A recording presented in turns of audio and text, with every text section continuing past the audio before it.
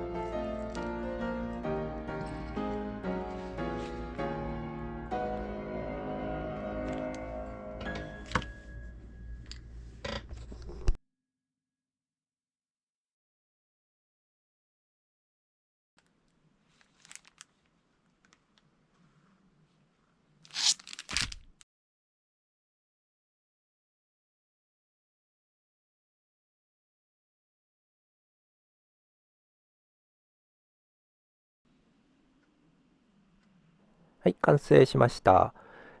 段ボールの、畑と、それから畑シートの畑。写真写りはそんなに変わらないような気がします。